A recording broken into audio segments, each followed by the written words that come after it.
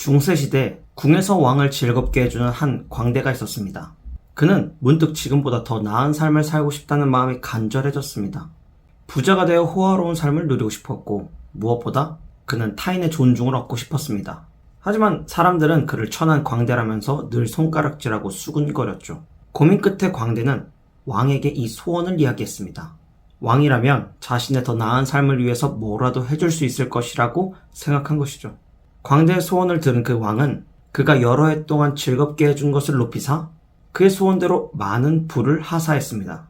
그날 이후 광대는 자신에게 허락된 새로운 행운을 만끽하기 시작했고 대저택으로 거처를 옮겨 매일 먹고 싶은 것들을 마음껏 먹고 마셨습니다. 재산이 많아진 그를 주변에서도 존대하면서 따르는 것처럼 보였습니다. 하지만 시간이 얼마 지나지 않아 하사받은 막대한 재산은 바닥나 버렸고 주변 사람들이 자신을 겉으로만 따르는 척한다는 사실을 알게 되었습니다. 부자의 삶을 살았었지만 다른 사람에게는 그는 예전과 같은 광대와 다름없었던 것입니다. 처참한 마음에 그는 왕의 현명한 고문을 찾아가서 신세한탄을 했습니다.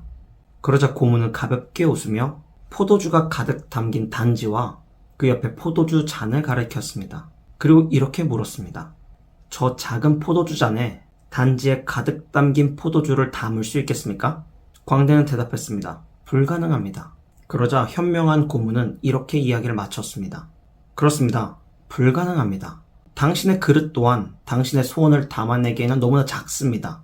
왕이 당신에게 큰 복을 내렸지만 당신은 그것을 다 담아낼 만큼 그릇이 큰 사람은 아닌 것이죠.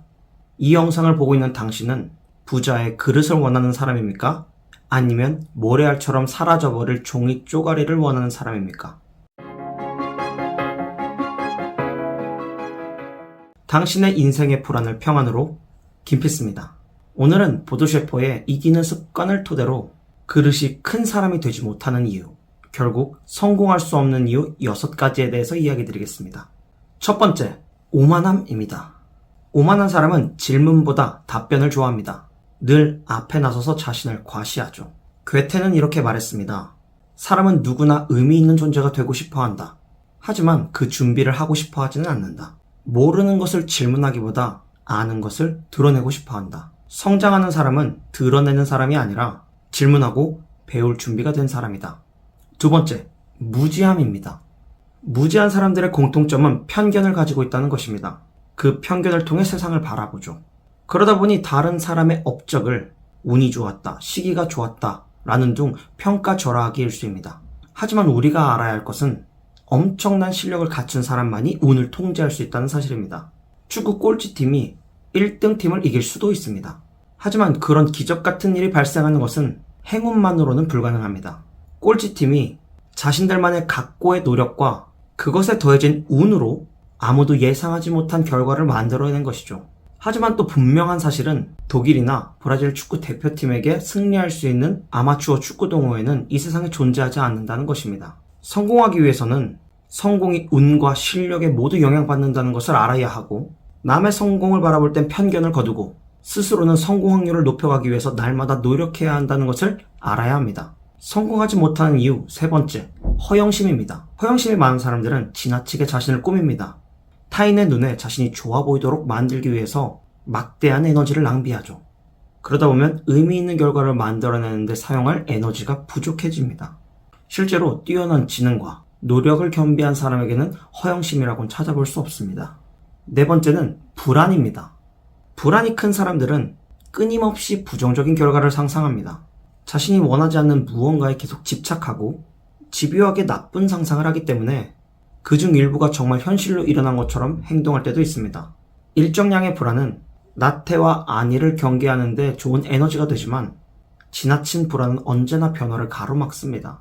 다섯 번째, 자기회의입니다. 자기회의에 빠진 사람은 자신의 능력이 아무래도 부족하다고 생각하는 사람들입니다. 그들은 자신의 강점을 바라보지 않고 타인과 비교를 통해 계속해서 자신을 깎아내립니다. 이때 성공한 사람들은 작은 성취를 꼼꼼하게 기록하는 습관으로 자신감과 자의식 함양을 모색하라고 이야기합니다. 일종의 성공 노트를 작성하는 것이죠. 마지막으로 6번째, 죄책감입니다. 이 죄책감이라는 챕터를 이해하는 것만으로 이미 부자 마인드에 대해선 익숙한 상태라고 볼 수 있습니다. 여기서 죄책감이라는 것은 성공하기 위해서 사랑하는 사람 또는 자신에게 조언을 하는 사람들의 말을 무시할 수 있어야 되는데 그때 생기는 죄책감이라고 보시면 됩니다. 26살의 나이에 600억대의 자산가가 된 루크 벨말도 이 죄책감을 가장 먼저 떨쳤기에 부자가 될 수 있었다고 이야기합니다. 닮고 싶지 않은 사람의 조언은 무시할 수 있어야 하죠. 저도 요즘 아이가 막 태어나서 가정에 충실해야 할 것만 같은 생각도 많이 들고 주변에서 소리도 많이 듣습니다. 사실 성공한 자들의 원리에 따르면 내가 일할 시간을 찾고 가정 생각을 하는 것이 아니라 내 할 일을 충분히 다 해놓은 상태로 가정까지 신경 써야 하는 것이죠. 이 죄책감에서 탈출하는 방법은 자기 삶에 보람 있는 과제를 부여하는 것입니다. 그러면 다른 사람의 조언이나 생각으로부터 기인한 죄책감은 자연스럽게 사라져버릴 것입니다. 여기까지 우리의 성공을 방해하는 요소 6가지를 알아봤는데요. 우리는 앞으로 적절한 생각을 통해 적절한 일을 함으로 인해 이 방해물을 넘어가야 합니다. 여기서 적절한 생각이란 앞에서 설명한 6가지 방해물의 반대편에 놓인 것들인데요. 바로 겸손함, 배울 준비, 검소함, 자신감, 자기긍정, 자기수용입니다. 그리고 적절한 일을 한다는 것의 의미는 무엇일까요? 우리가 열정을 느끼는 분야에서 나의 강점에 집중할 수 있는 일을 하고 있다는 뜻이라고 보드 셰퍼는 이야기합니다. 깜깜한 골목길이 무서운 것처럼 불안은 무지로부터 옵니다. 저는 여러분이 꼭 필요한 지식과 지혜를 얻어 인생의 평안을 누리시길 원해 오늘도 영상을 찍었습니다. 여기까지 들어주어 고맙습니다. 안녕!